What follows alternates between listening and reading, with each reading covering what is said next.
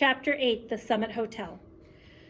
When the message about my arrest reached Josh, he had been in Tibet on his way to base camp on the north side of Everest.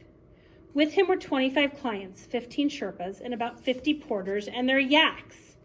12 of the clients were trying for the summit. The other 13 had signed up for one of the 4 lower camps along the northern route.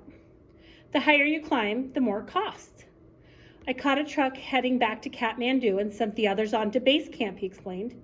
That's why I've been rushing around. I don't want to lose my acclimatization, and I need to get back to my clients. They weren't too happy about me abandoning them on the way to the mountain. Thanks again for bailing me out, I said. Forget it, he said, leaning his seat back and pulling his cap over his eyes. Within a minute, he was sound asleep. Why had he done it? That was the question bouncing around in my jet-lagged brain. He was my father, but that was a technicality more than a fact. I had written him at least a dozen letters over the years, but I had never gotten a letter or even a postcard in return. Mom said that Josh wasn't much of a letter writer, and there was a good chance he never got my letters. There weren't too many post offices in the places he hung out. So why, after all these years, did he show up? Guilt? Not likely. That emotion didn't seem to fit him. My mother told me once that Josh always slept like a baby because he had no conscience to keep him awake. He was demonstrating that right now, quietly snoring as we winged our way to Kathmandu. Kathmandu. For me, the name conjured up mystery, adventure, possibility, but the reality was somewhat different. The city is noisy, grimy, and polluted.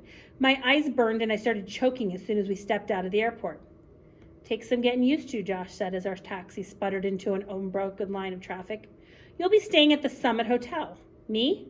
Just for a couple days, Josh said. I need to get up to base camp before there's a revolt. I don't have time to stay with you while you acclimatize. And you need to acclimatize slowly. You know the routine. I did know the routine. I'd read at least a dozen books about conquering 8,000-meter peaks, peaks above 26,000 feet, including the 3 books my father had written. There are 14 of these peaks in the world. It can take at least 2 months to get to the top of Everest, which is actually 8,850 meters tall. The long climbing time is not because of the distance, which is less than 5 miles, but because it's up.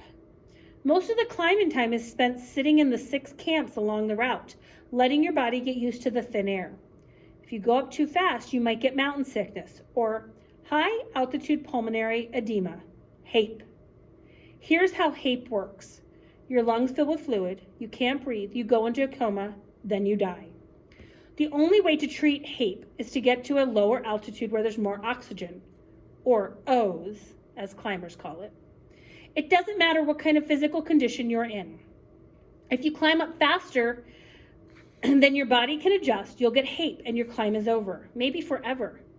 The only chance you have of reaching the top of Everest or any 8,000-meter peak is to climb higher, sleep low, until your body is ready to make the push to the summit.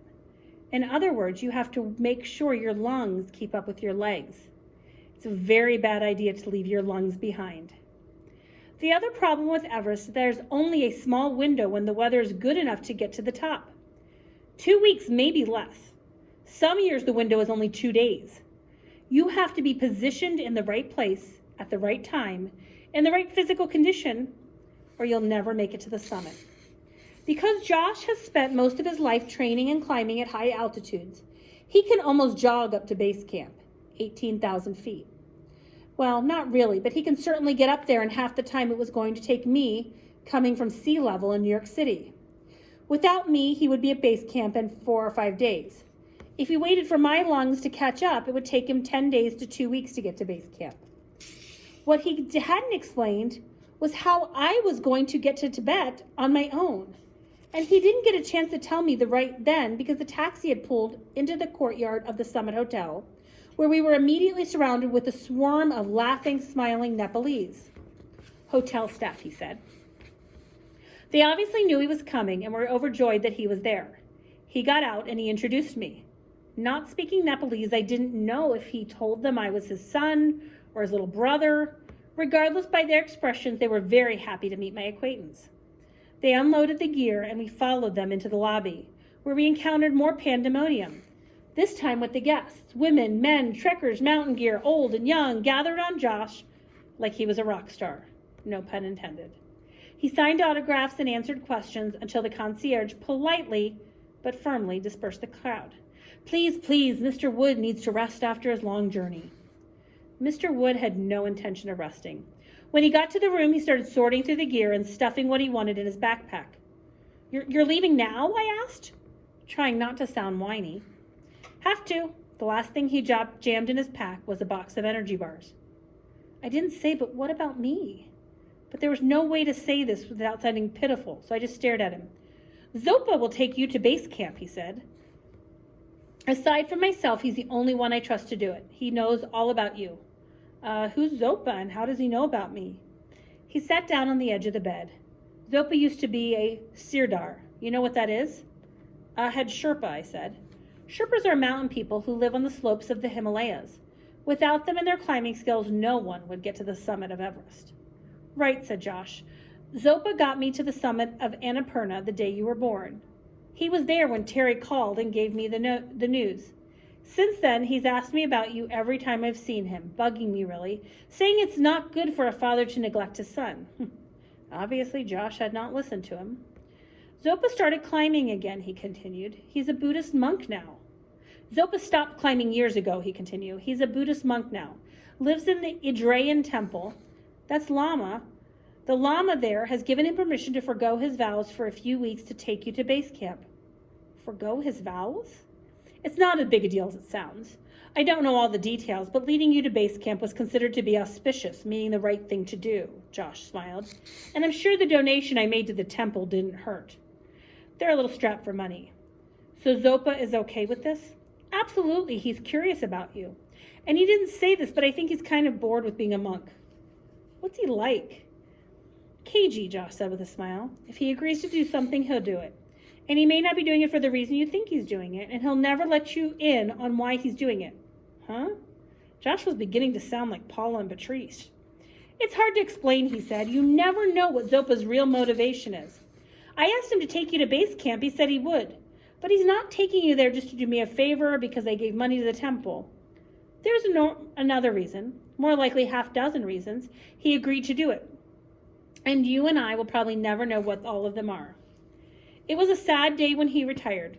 I can tell you that. He's been on the summit of Everest more than any other human being. At least that's the rumor. Zopa said he can't remember how many times he's reached the top. But I think he knows exactly how many times it's been.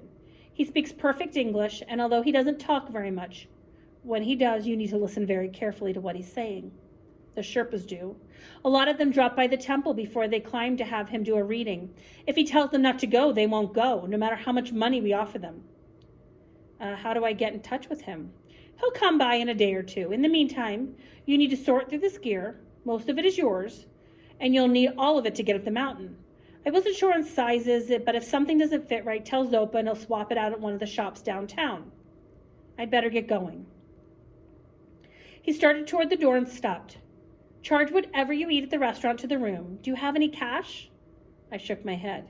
He pulled out a thick wad of money and peeled off several bills. It's not as much as you look like.